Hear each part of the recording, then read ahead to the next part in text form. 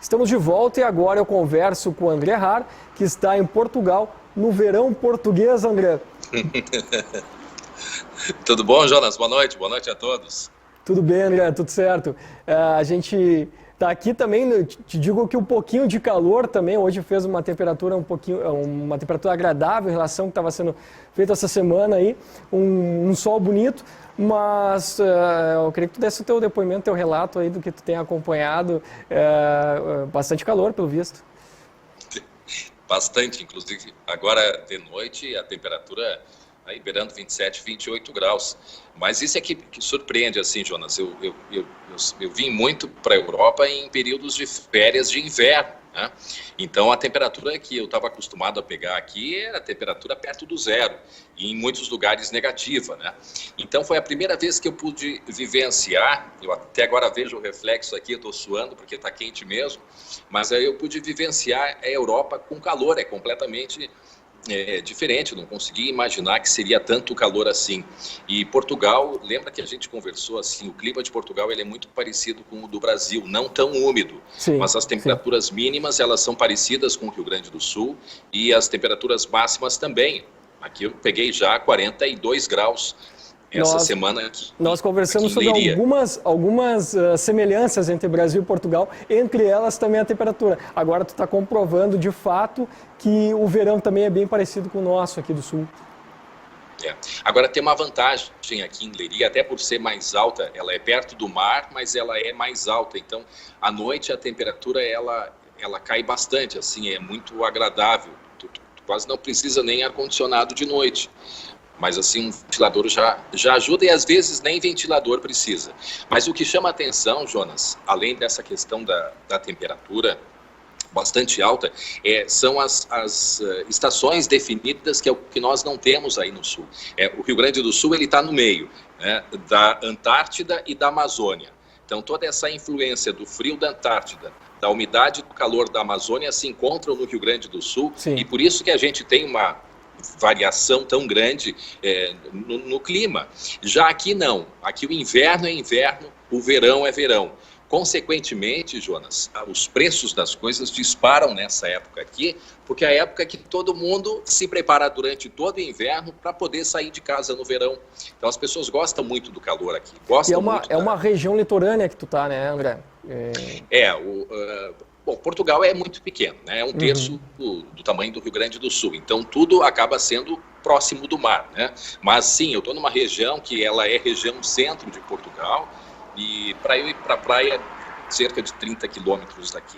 Mas aqui a gente pega, né, essa brisa noturna, sempre vem um ar praiano. Agora, os preços aqui no verão, Jonas, eles disparam, eles aumentam.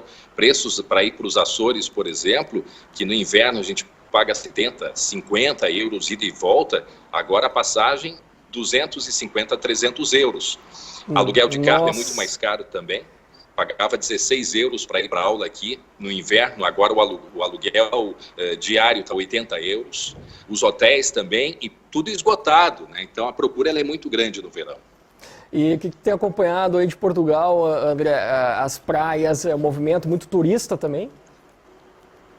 Muito turista e muito turista europeu, né? Os europeus viajam muito. Ontem eu passeava aqui pelo centro de Leiria, muitos turistas franceses, assim, eles viajam internamente bastante também, não é só, né, o de fora da Europa. Não, aqui dentro da Europa se viaja muito. Agora, junto com o calor, Jonas, e a temperatura, a umidade baixa e o vento sobrando, tem um problema muito grave aqui, que é das queimadas.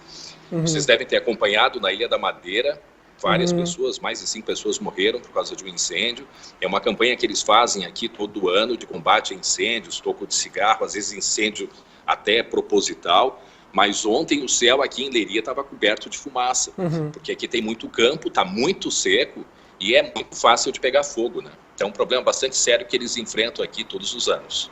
André, a gente está num período olímpico aqui no Brasil, as Olimpíadas, competições todo dia, e eu não posso deixar de perguntar também em relação ao esporte, recentemente terminou a Eurocopa, que é a Copa do Mundo aí na Europa, e Portugal pela primeira vez conquistou esse título tão importante pelo futebol.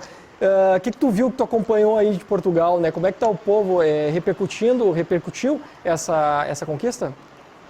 Sim, repercutiu bastante, Jonas, e principalmente assim para a autoestima do povo português, porque a gente sabe que Portugal vem saindo de uma crise bastante grande, né? Teve agora a Inglaterra, que saiu fora da Comunidade Econômica Europeia, e aí também repercutiu em outros países, chegou a se cogitar de também Portugal fazer um plebiscito, enfim, mas são várias questões que elas são importantes, essa conquista aí. O presidente português, que eu entrevistei no avião, Marcelo Rebelo de Sousa, também tem sido uma pessoa que tem ajudado nessa melhora da autoestima do povo português. E é claro que o futebol, a gente sabe como é que funciona isso, né? O futebol, ele é espalhado pelo mundo inteiro, quer dizer, ele é um estímulo também, acaba sendo um estímulo em outras áreas. Então essa conquista, sim, ela foi importante, e todo mundo atenta agora com a questão do Brasil. Portugal estava bem, né, pelo que eu tenho acompanhado aí, sim, também no futebol, aí durante a Olimpíada, mas eu acho que isso, sim, refletiu positivamente nessa autoestima, o português que vem saindo de uma crise já de alguns anos. André, semana passada, no retorno do recesso aqui da nossa programação, tu trouxe um belo material e eu queria repercutir um pouquinho também contigo com relação tu esteve na França e passou por alguns locais que foram atingidos aí infelizmente pelo terrorismo que tem atingido o mundo inteiro e principalmente na França. Queria que tu falasse para nós como é que foi essa experiência de passar por aqueles locais aí.